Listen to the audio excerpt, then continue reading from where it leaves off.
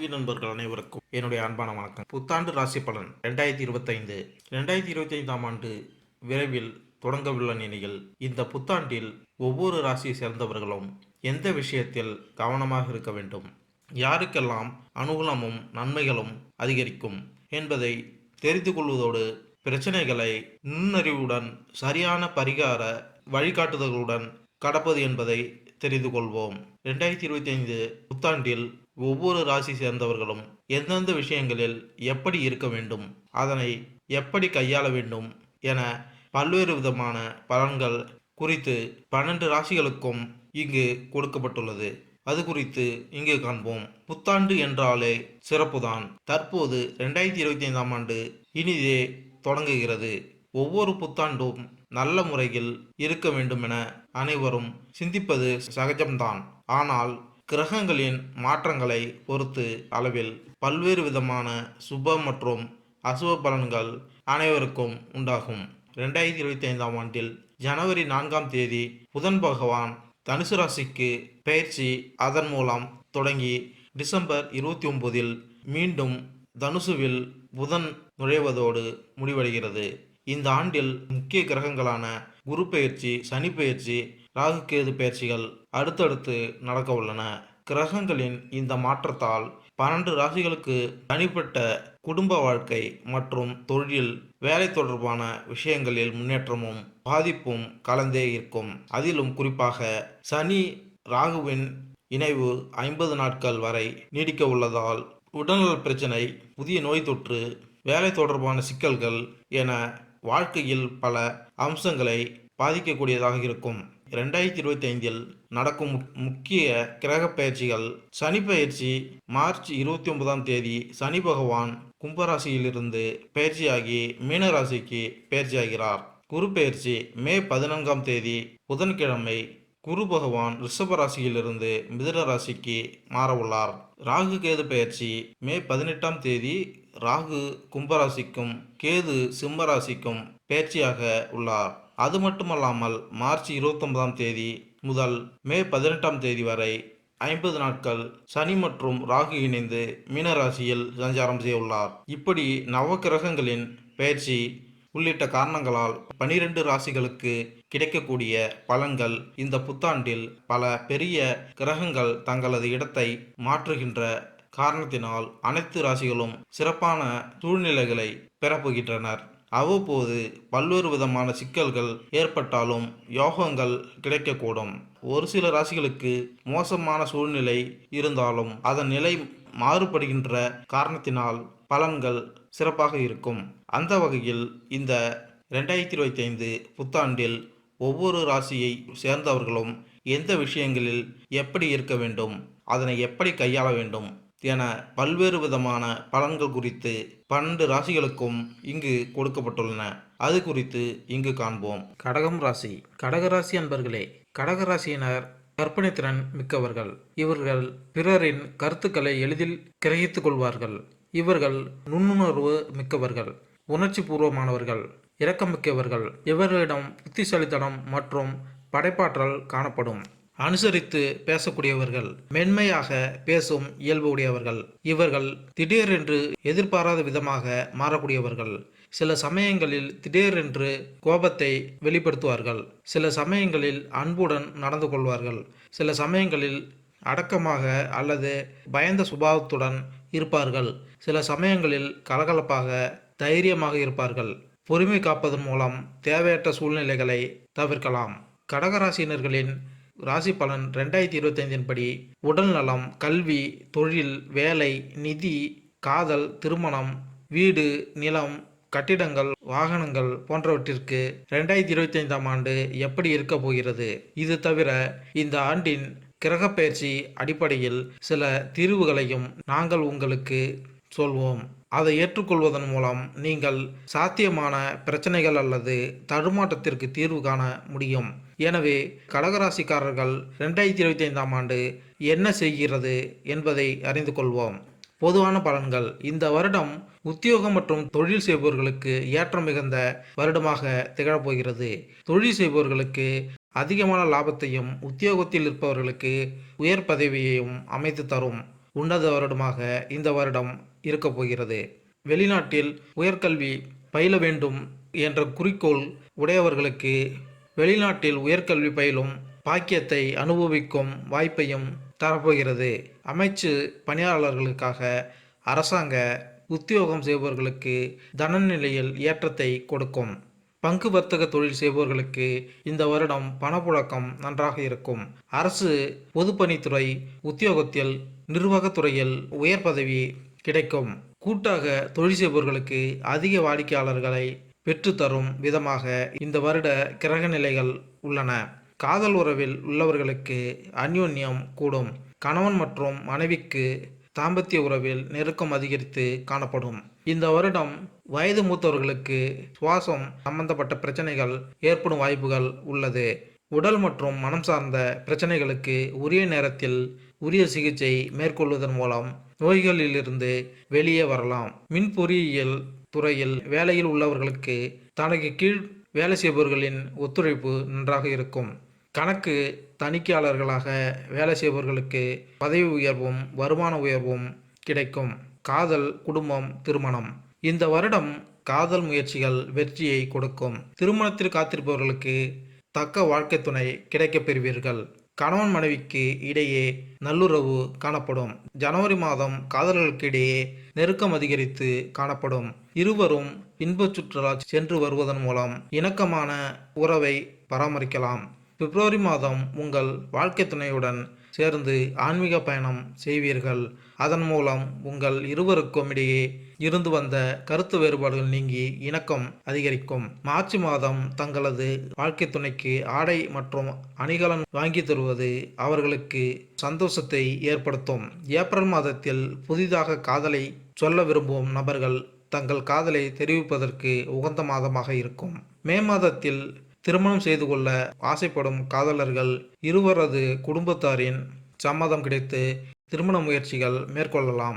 June மாதத்தில் திருமண முயற்சிகள் வெற்றி பெற்று திருமணமும் நல்ல முறையில் நடைபெறும். ஜூலை மாதத்தில் புதிதாக திருமணமானவர்கள் தங்கள் துணையை கூட்டிக் கொண்டு பல ஊர்களுக்கு பயணங்களை மேற்கொள்வீர்கள். அதன் மூலம் இருவருக்குள்ளும் அந்யோன்யம் கூடும். கடகராசிக்காரர்கள் 2025ஆம் ஆண்டு காதல் விவகாரங்களில் நிம்மதியாக இருக்கும். கடந்த 2 ஆண்டுகளாக சனியின் தாக்கம் உங்கள் 5ஆம் வீட்டில் இருந்து காதல் வாழ்க்கையில் அலட்சியமான சூழ்நிலைகளை உருவாக்குகிறது.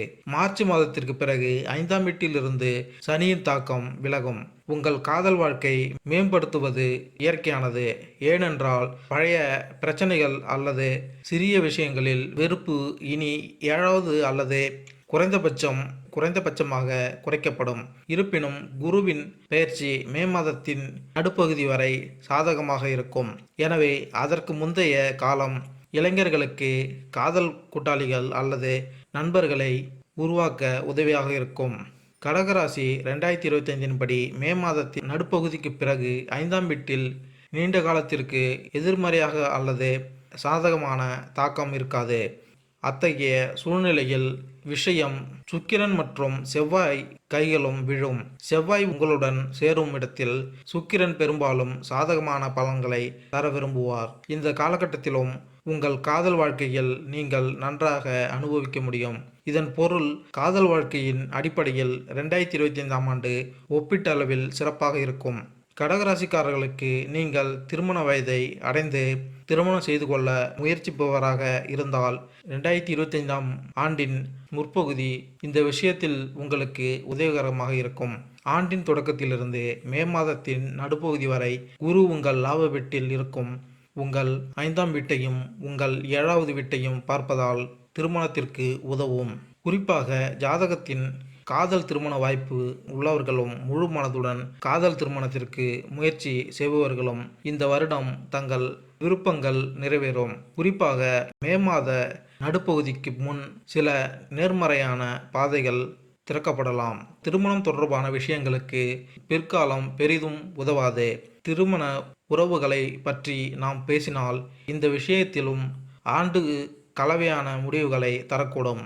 இந்த ஆண்டு திருமண விஷயங்களில் பெரிய பிரச்சனைகள் எதுவும் ஏற்பட வாய்ப்பில்லை என்றாலும் பொதுவாக திருமண வாழ்க்கை நன்றாக இருக்கும்.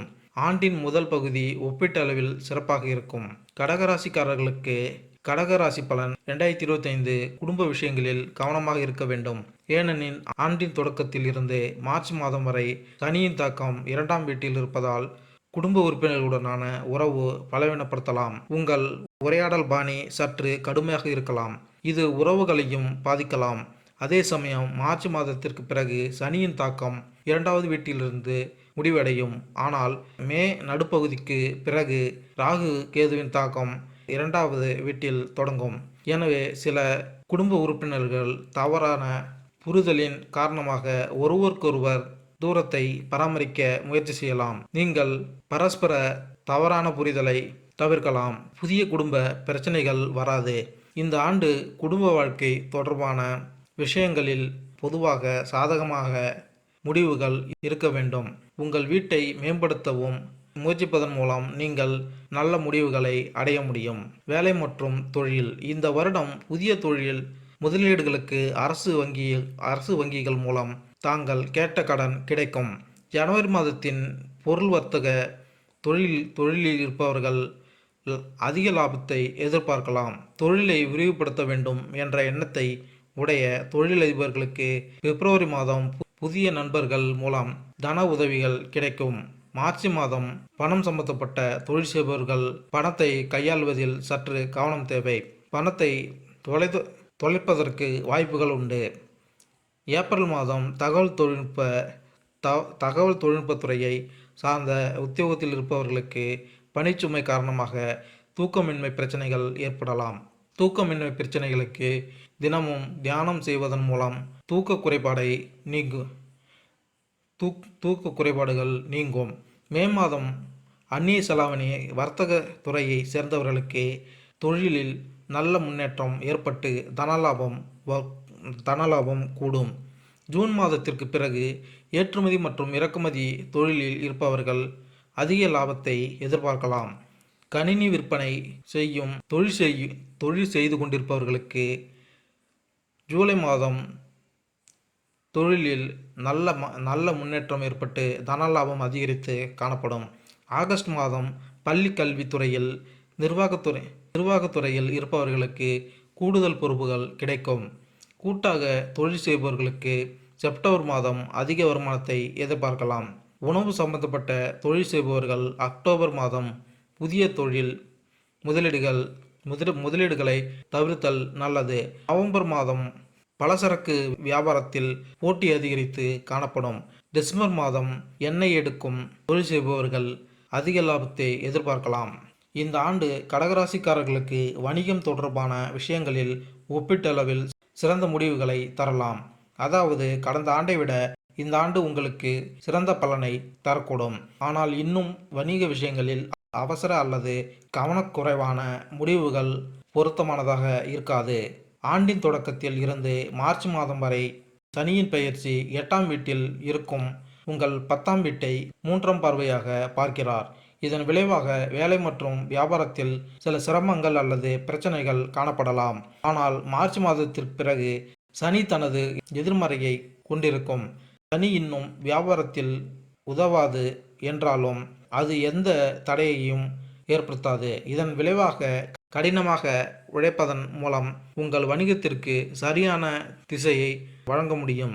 தொழில் ரீதியாக மே மாதத்தின் நடுப்பகுதி வரை உங்களுக்கு மிகவும் உதவிகரமாக இருக்கும். தொலைதூர இடத்திலிருந்து பொருட்களை வாங்கி விற்பனை செய்வதையே தொழிலாக கொண்டவர்கள் அல்லது வெளிநாட்டு பொருட்களில் இறக்குமதி மற்றும் ஏற்றுமதியில் ஈடுபடுபவர்களும் தங்கள் தொழிலில் சிறப்பாக செயல்பட முடியும். 2025ஆம் ஆண்டு கடகராசிக்காரர்களின் வியாபாரத்தில் ஒப்பீட்டளவில் சிறப்பான பலன்களை தருவதாக தெரிகிறது. இந்த ஆண்டு கடகராசிக்காரர்களுக்கும் வணிகம் தொடர்பான விஷயங்களிலும் ஒப்பீட்டளவில் சிறந்த முடிவுகளை தரலாம். அதாவது கடந்த ஆண்டை விட இந்த ஆண்டு உங்களுக்கு சிறந்த பலன்களை தரக்கூடும். ஆனால் இன்னும் வணிக விஷயங்களில் அவசர அல்லது கவனக்குறைவான முடிவுகள் பொருத்தமானதாக இருக்காது. ஆண்டின் தொடக்கத்திலிருந்து மார்ச் மாதம் வரை சனியின் பெயர்ச்சி 8ஆம் வீட்டில் இருக்கும் உங்கள் 10ஆம் வீட்டை 3ஆம் பார்வையாக பார்க்கிறது. இதன் விளைவாக வேலை மற்றும் வியாபாரத்தில் சில சிரமங்கள் அல்லது பிரச்சனைகள் காணப்படலாம். ஆனால் மார்ச் மாதத்திற்கு பிறகு சனி தனது எதிர்மறையை கொண்டிருக்கும். சனி இன்னும் வியாபாரத்தில் உதவாது என்றாலும் எந்த தடையையும் ஏற்படுத்தாது. இதன் விளைவாக கடினமாக உழைப்பதன் மூலம் உங்கள் வணிகத்திற்கு சரியான திசையை வழங்க முடியும். தொழில் ரீதியாக மே மாதத்தின் நடுப்பகுதி வரை உங்களுக்கு மிகவும் உதவிகரமாக இருக்கும். 2025ஆம் ஆண்டு கடகராசிக்காரர்களின் வியாபாரத்தில் ஒப்பீட்டளவில் சிறப்பான பலன்களை தருவதாக தெரிகிறது. நிதி நிலைமை: இந்த வருடம் நிதிநிலையை பொறுத்தவரை மிகச் சிறப்பான ஆண்டாக இருக்கும். ஜனவரி மாதத்தில் பிரயாணம் சம்பந்தப்பட்ட தொழில் புரிபவர்களுக்கு நல்ல தனலாபம் ஏற்படும். நீங்கள் வெவ்வேறு இடங்களில் புதிய கிளைகளை தொடங்குவதற்கும் உகந்த மாதமாக இருக்கும். வண்ணம் அடித்தல் போன்ற பணிக்காக செலவுகள் செய்வீர்கள். மார்ச் மாதம் உங்கள் குடும்பத்தில் திருமண விழா, பிறந்தநாள் விழா போன்ற சுப காரியங்களுக்காக பணத்தை செலவு செய்வீர்கள். மார்ச் மாதம் நடுத்தர வைப்பு நிதியாக முதலீடு செய்வது பிற்காலத்தில் நல்ல தனலாபத்தை கொடுக்கும். ஏப்ரல் மாதத்தில் தங்கள் பிள்ளைகளின் மேற்படிப்புக்காக கடன் வாங்கும் வாய்ப்புகள் உள்ளது. மே மாதத்தில் உங்கள் வீட்டுக்கு தேவையான வீட்டு உபயோகப் பொருட்கள் வாங்குவதற்கு செலவுகள் செய்வீர்கள். ஜூன் மாதத்தில் நிலம் மற்றும் அசையா சொத்துக்களில் மேல்முறையீடு செய்வது பிற்காலத்தில் அதிக லாபங்களை ஏற்படுத்தி கொடுக்கும்.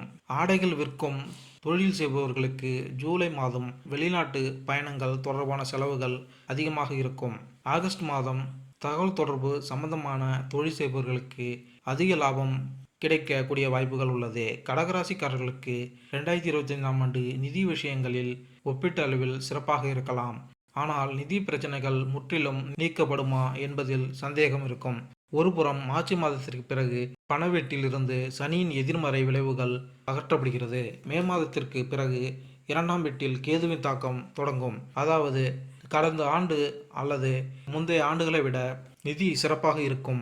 இருப்பினும் சில நேரங்களில் சிறிய முரண்பாடுகள் காணப்படலாம். பணத்தின் காரணியாக குரு ஆண்டின் தொடக்கத்திலிருந்து மே மாதத்தின் நடுப்பகுதி வரை உங்கள் லாப வீட்டில் இருக்கிறார். இது உங்கள் கடின உழைப்பிற்கு ஏற்றவாறு நல்ல லாபத்தை பெறுவீர்கள். இந்த வழியில் ஏப்ரல் மற்றும் மே மாதத்தின் நடுப்பகுதி வரையிலான காலம் சில நல்ல நிதி சாதனைகளை அளிக்கும். மே மாதத்தின் நடுப்பகுதிக்கு பிறகு செலவுகள் அதிகரிக்கலாம். அவற்றை கட்டுப்படுத்த முயற்சிகள் தேவைப்படும். இருப்பினும் நேர்மறையான விஷயங்கள் என்னவென்றால், நீங்கள் இந்த ஆண்டு கடன் வாங்க விரும்பினால் அந்த விஷயத்தில் எடுக்கப்பட்ட முயற்சிகள் அர்த்தமுள்ள பலன் தரும். நிலம், கட்டிடம், வாகன சுகம்: கடகராசிக்காரர்களுக்கு இந்த ஆண்டு பொதுவாக சாதகமாக இருக்கும். அத்தகைய சூழ்நிலையில் உங்கள் கடின உழைப்பு மற்றும் உங்கள் செலவுகளுக்கு ஏற்ப நீங்கள் தொடர்ந்து நல்ல முடிவுகளை அடைவீர்கள். நீங்கள் கொஞ்சம் நிலம் வாங்க வேண்டும் அல்லது வீடு வாங்க வேண்டும் அல்லது உங்கள் பிறந்த இடத்திலிருந்து ஏதாவது ஒரு வீட்டை கட்ட விரும்பினால் குரு உங்கள் 4வது வீட்டை 5வது பார்வையில் பார்ப்பதால் மே மாதத்தின் நடுப்பகுதிக்கு பின் வரும் நேரமும் உங்களுக்கு நல்ல பலன்களை தரும். மற்றவர்களுக்கு மே மாதத்தின் நடுப்பகுதிக்கு முந்தைய நேரம் சிறப்பாக இருக்கும்.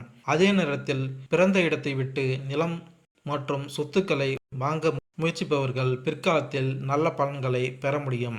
வாகனம் தொடர்பான விஷயங்களை பற்றி பேசினால் இந்த விஷயத்திலும் ஆண்டு சாதகமான பலன்களை தரும். நீங்கள் புதிய வாகனம் வாங்க திட்டமிட்டு அதற்கான நடைமுறை முயற்சிகள் மேற்கொண்டால் வாகனம் வாங்கவும். மாணவர்கள் மற்றும் கல்வி: இந்த வருடம் மேல்நிலை கல்வி பயிலும் மாணவர்கள் கிரகிக்கும் திறன் கூடும்.